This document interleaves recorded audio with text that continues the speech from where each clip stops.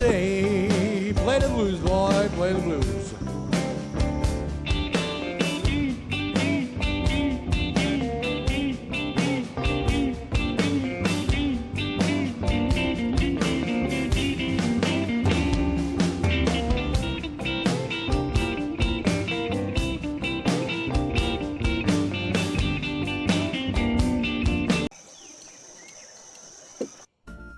This is all freshwater stuff, except for these sinkers. These are more like saltwater. I think I found this. I think I found all these heavy sinkers. So here's one of those pumpkin seed color lures. This is a plastic bait you put on the metal jig heads that I showed you last time. And I really like this color. I've used these. They work really good for walleye. Black one. This tail swims through the water. It's kind of like a leech. Got a blue one. These are a little bit smaller. Oh, nice. Sticky worms. This is from Kmart. A long time. We don't even have Kmart anymore. This is a new one that I was using on my ultralight pole. And you can see it's got all these different sections, and it actually swims through the water. It looks like a real fish. I used this down at my local pond and caught a couple bass. Very effective. It works. It worked fine. It's a nice lure. It's got all these joints in it. It is. The Rapala I showed you yesterday had 2 joints, 2 moving parts, 2 pieces of wood. This has got 1, 2, 6. 3, 4, 5, 6, yeah. And there's like a ribbon holding them together. Yeah, it looks like a real fish.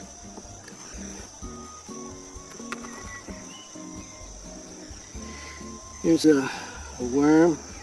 It's got a weed guard on the hook. It's weedless.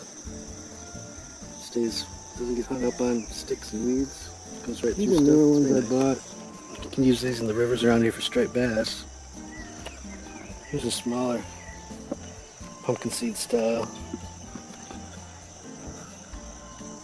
And these are kind of jointed out of the lure, right? Mm-hmm.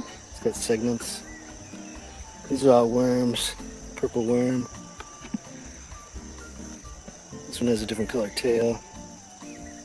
Some little fish ones. These are for little fish. I don't think I've even tried these yet.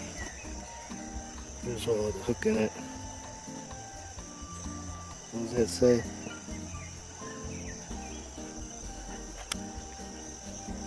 Redneck. Here's a bit bigger one. See, it's got the hole there. So you put the hook in with the jig head and you push it all the way back, and then the eye that you tie the line on will stick out the top. And there's room in there, so it's hollow inside there. It's actually hollow in there, so you can put the whole lead jig head inside there, and the fish won't even be able to see it, but the eye will stick out, so you can tie your line on it. So it's pretty much weedless except for a little hook coming out. Here's one of the jig heads I'm talking about. So you can see that if I was to put that inside there, okay, that ball is going to fit right inside this plastic bait. And then the eye where you tie it on is going to stick up above it, right? And everything else is going to be inside except for the hook sticking out the back. So you end up with something like that. This one looks like it's got gills on it. Got a smoke-colored one. This is the same thing with the hole, the solid or the hollow inside. Okay. Got a blue one. This is the same thing, it's hollow inside. I think you saw one of these the last tackle box I had, one sitting on a hook.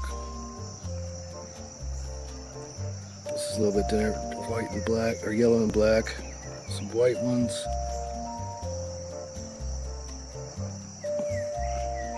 Pink and white. This is also hollow in the head. Colored pink head.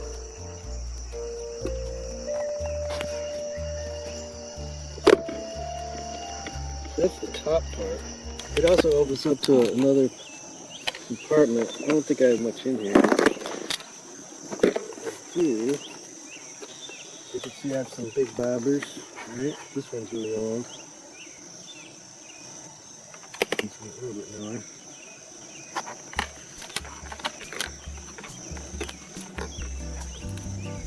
Here's one all hooked up. Here's one all hooked up, and you can see how tie your line on here. This is the lead weight, and the hook is inside here. Okay, it's inside that plastic on both sides, so you can take it through the sticks. You take it through the sticks and the rocks and the weeds and stuff like that, and it's not going to get, the hook's not going to get caught on anything. So it goes through there, and then when the fish bites down on it, the hook will pop right out, and you can hook the fish real easy. It's a very nice lure. Very nice.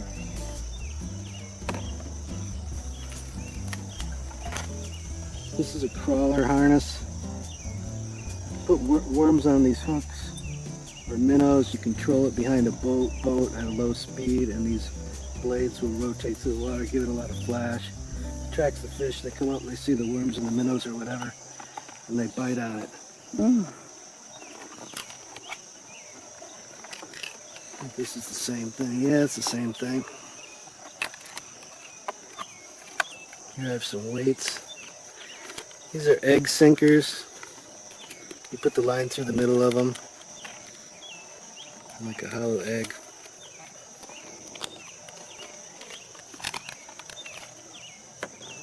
It's like a barrel. You got a big hole. You can put a big line through there. Egg sinkers. They're nice.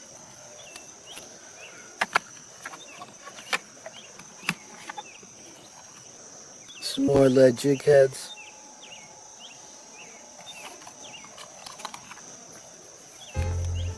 Some smaller hooks. I think this is just an assortment of hooks and sinkers. It's got an orange bead.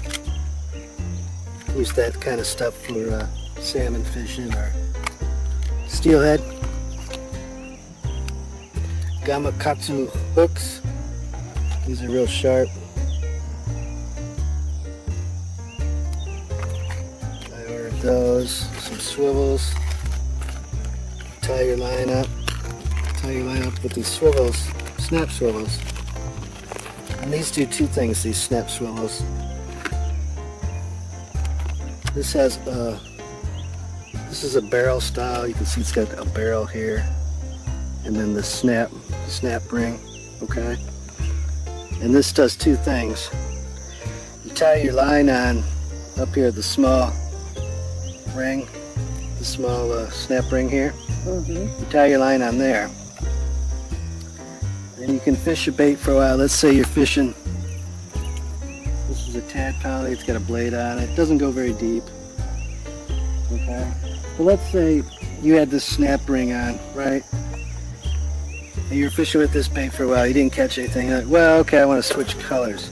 So instead of retying the line and all that, you just undo the snap here, take that lure off, grab the copper colored one, put it right on, and you're back to fishing like that. So this snap makes it really easy to change lures. And the barrel part up here keeps your line from getting twisted. Now these kind of lures won't twist your line because they don't spin round and round, they just wiggle through the water. But the spinner bait that I showed you yesterday, the one I say with the blade goes round and round and round and round, that will actually start twisting up your line. Okay, it'll twist up your line. And this barrel swivel, see, it can spin free, right? It can spin on its own. So it keeps your line from getting twisted up, and it makes it really easy to change lures real quickly. So these things are good to have. There's 24 in this pack. I got it from Cabela's. We have to have Eagle Claw hooks, Kmart 50 cents. These are old. Got some more Eagle Claw hooks.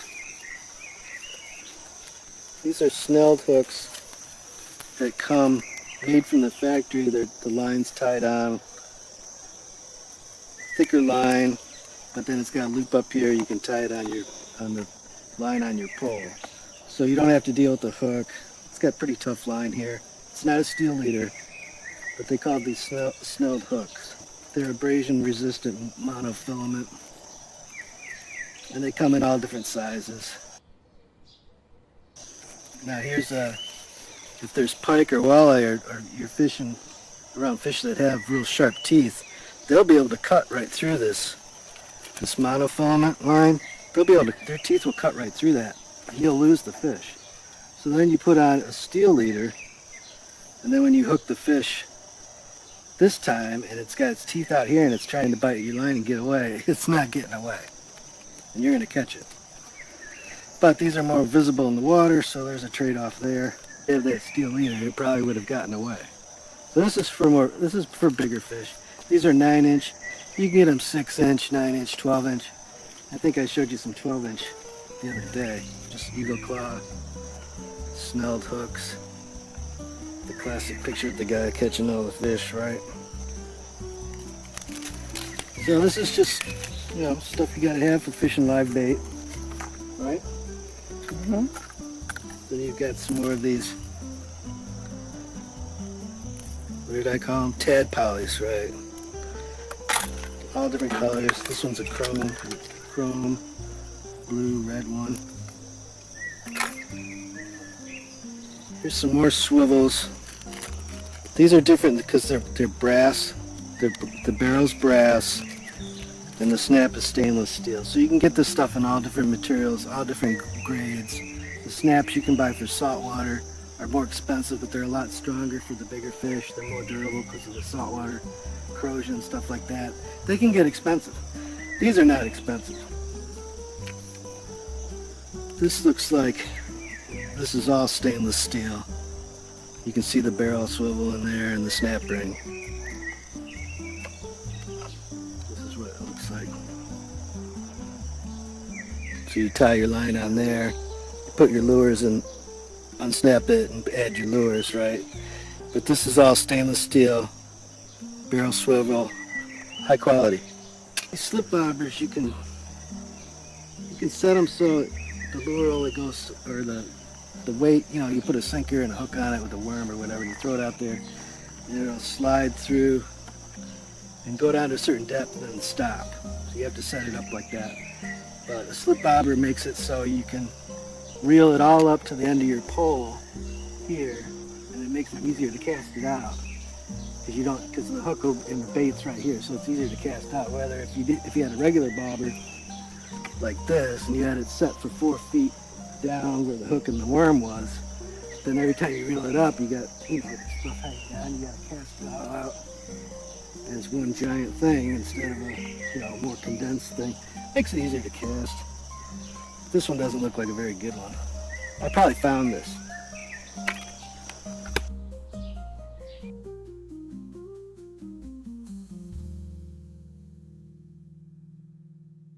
I'm quite a bit bored to show you.